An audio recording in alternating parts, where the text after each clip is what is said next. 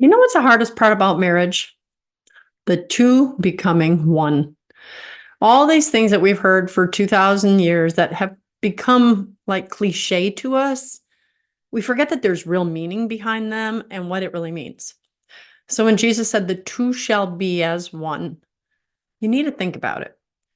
What we don't like, I mean, even if we have a great spouse, is he or she sees those parts of ourselves that we need to nix. They see it closely. They see us naked, both physically, emotionally, and sometimes even spiritually. And they have to help us shave off those parts of ourselves that just God didn't want to remain there, or they need to be tamed or trained. For instance, I'm an extrovert. Love it. I love talking, and I'm pretty sure that's what attracted my husband to me, is my energy and things. But then when we argue or fight, or I get very passionate then too, and sometimes it's over the top, and it's like, the very thing he was attracted to in the good times is the very thing he can't stand in the bad times. Your spouse sees those things in you that need to be getting gone. Now, even worse, when you have a marriage that's just not happy and you have a spouse that you think is a jerk, that's even harder to accept his or her influence, because if you are to become one with that person, the last thing you want to do is become one with that person. You married them, you want the good things, but it's like, stay the heck away from me. I'm not changing that. I'm not changing that. You change yourself. And this process of years and decades of, what parts of me do I keep? What parts of me do I get rid of and surrender? And what parts of me do I trust that you know better? And I have to do things a little bit the way that you do them. And you have to do things the way that I do them. It is really hard in practice, because we want all the best parts about marriage, the happies, the fluffies, the good feelings. We don't want any of the negative parts, which is the stretching and the growing. I think I've mentioned this in a past video, but a movie that comes to mind all the time is Runaway Bride. And I believe it was Julia Roberts in that movie.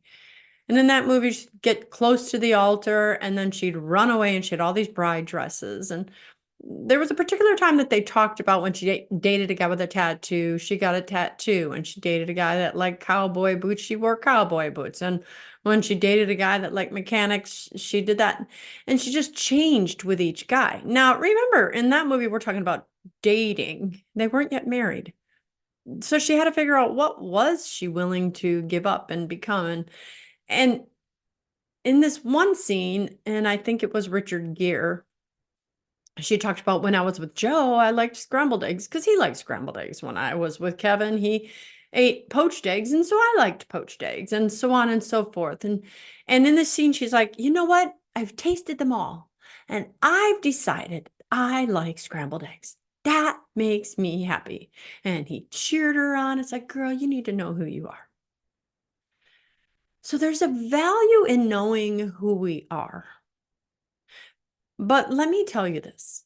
I also have a family member, and this family member is on her second marriage. And when she married her first husband at, for goodness, I don't even know, 20 to 21 years old. And she said, I didn't even know who I was. And if he liked this, then I did that too. If he did exercise and biking, I did exercise and biking too. If he did that, I did it too. Now, of course, I'm assuming there are things that she likes that he would do them as well.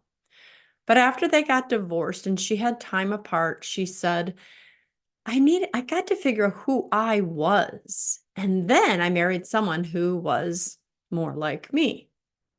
Now, again, go with me. There's nothing wrong with marrying someone you're compatible with. But the concept behind what this family member was saying was that no one should get married before they're 30 years old, because you need to live a life and figure out who you are. Well, here's the problem behind that. When you've grown for X number of years by yourself and you've come this way, and you meet another person who's grown this way, when you come together and it requires this, this coming together, it is difficult. Because regardless of if you've discovered who you are and what you like and which kinds of eggs you eat, you're necessarily going to have to sacrifice parts of that. The two becoming one has to happen in a solid marriage. And the younger you are, the less chance at you having developed your own patterns, which more selfishly are going to be difficult to break. When you come together young, and actually it was, I believe, God's design for us to come together young because we are most fertile when we are young. And the whole point of marriage is to procreate and educate children. We learn very quickly how to do things as a team instead of doing things individually. A child that grows up in the house with his or her parents never had a chance to experience any other household. They just know that this is the way we always did it. And they're like, okay, I'll just keep doing things this way. There are thousands of different options of how you would be if you married thousands of different men or women. But you married this one. And this is the community you're building. This is the traditions you're building. These are the patterns that you guys are going to begin to create. So becoming one with that person can be a very beautiful thing. We have to be willing to understand the shaving away is a requirement of that. And it's not going to feel good. And it's your spouse who's going to do that best. So consider that. Are you working at becoming one with your spouse, or are you fighting it with every ounce of your being? I know that for me, it took a long time, a very long time, to recognize those parts of my husband that he was correct about, that he told me things and I'd have to accept his criticism.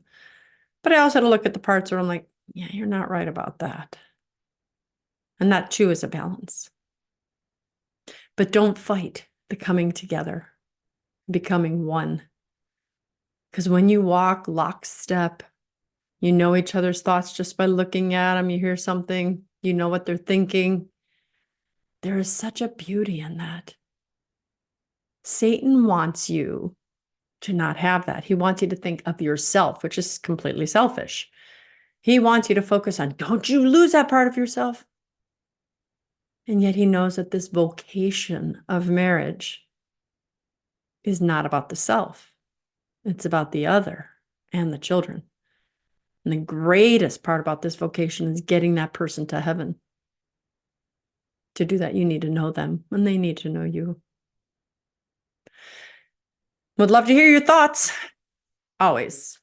I'm Dr. Christine Bacon. Thanks for watching another informational Bacon Bit. And as always, remember to live your life sunny side up.